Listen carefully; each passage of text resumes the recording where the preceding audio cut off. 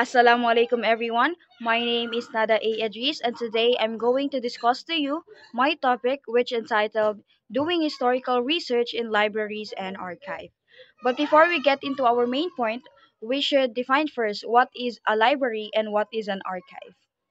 So based on its definition, a library is a place set apart to contain books, periodicals, and other material for reading, viewing, listening, study, or reference.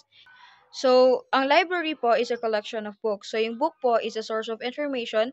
So, it means that you can go to the library po para kumuha ng mga information na kailangan mo po sa subject na pinag-aaralan mo. So, we have the archive. So, what is archive? Based on its definition, it is a place of historical documents or records providing information about a place, institution, or a group of people.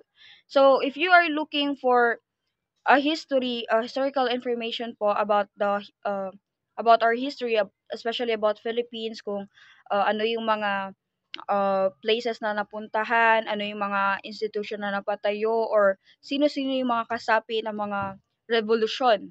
Yung certain topics po na gano'n na hinahanap natin about the history of our country, maaari po tayong magtungo sa archive po kasi sila yung nakapreserve or sila yung nagtago ng mga historical documents na yon or information na yon na maaaring makatulong sa mga curiosity natin about the Philippine history. And it is not just about the Philippine history but also uh, other history na connected sa atin, just like the American era, Japanese era, and also the Spanish era. So now that we knew what is a library and what is an archive, we could now know the answer to the question why is doing historical research in libraries and archives is necessary. On the first paragraph of my topic, it was talking about how necessary it is to look for an historical information or done researching in libraries and archives. So the answer is that the libraries and archives po is the repositories of our primary and secondary sources, which means that these two po is containing our primary and secondary sources, which could gladly help po sa paghahanap ng historical information po about history. Another thing is that lahat po ng information na makikita mo po dito is verified kasi dumaan siya sa methods ng ating mga historical scholar. Another thing is that yung paghahanap po ng historical information po sa ating libraries and archives is nakakatulong para mapalawak pa yung skills po natin sa paghahanap ng information kasi hindi lang isang source po yung binibigay ng libraries and archives sa atin, kundi marami pa. So isa na doon yung journal articles, magazines, photos, and then audio and video recordings na talagang nakakatulong na evidences po sa ating research. Kumbaga, lahat ng evidences po na nandun sa libraries and archives is madali na siyang patunayan and madali na siyang ilagay sa ating research kasi totoo na siya. Came from a reliable source na siya. May kalidad na siya na informasyon. So, ang problem naman kasi sa libraries and archives is masyado siyang consuming ng time. Kasi pagpasok mo pa lang sa library or sa archive is iikutin mo pa yung buong place para mahanap mo lang yung source na kailangan mo. So, ang ginagawa kasi dati is yung cataloging lang sa index card kung saan isusulat mo yung book na kailangan mo and then doon nakalista yung mga materials po na available po sa isang library.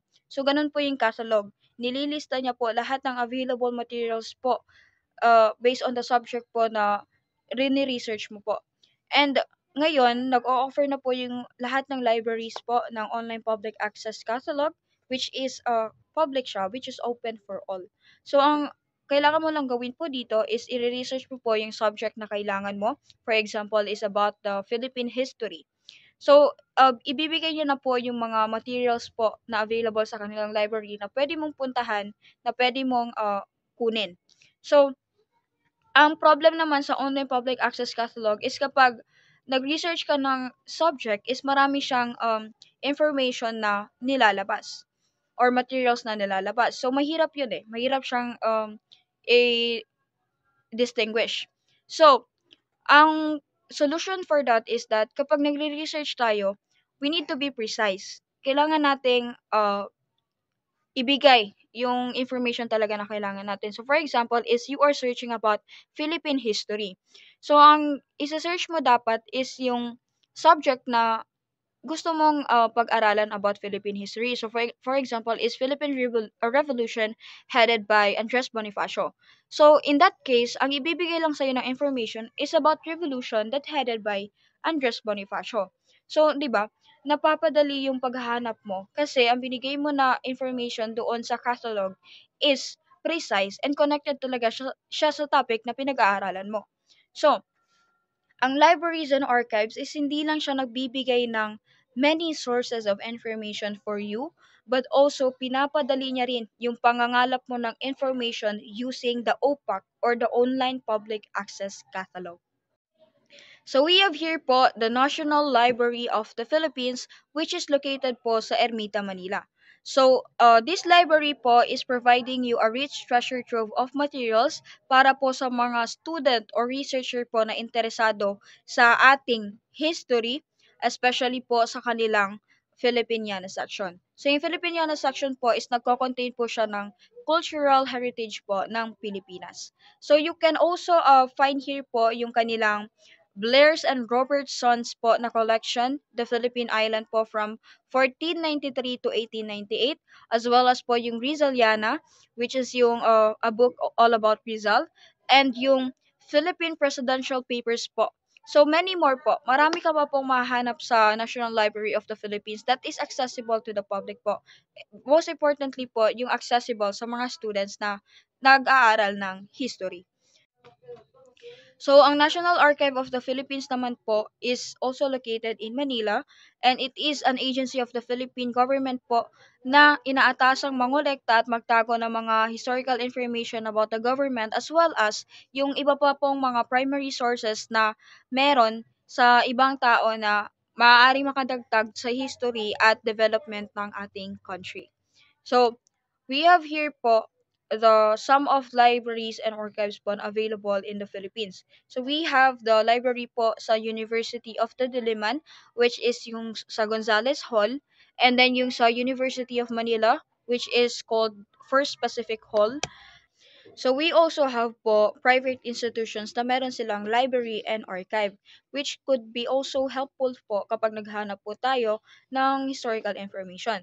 So we have the Archdiocesan Archive in Manila, which offers you po ng information about churches, and then yung the Family Center History po, which offers you po ng information about genealogies. And we have the Chin Bensi Memorial Library po, which offers you about the Chinese, Filipino Chinese in the Philippines and in the Southeast Asia.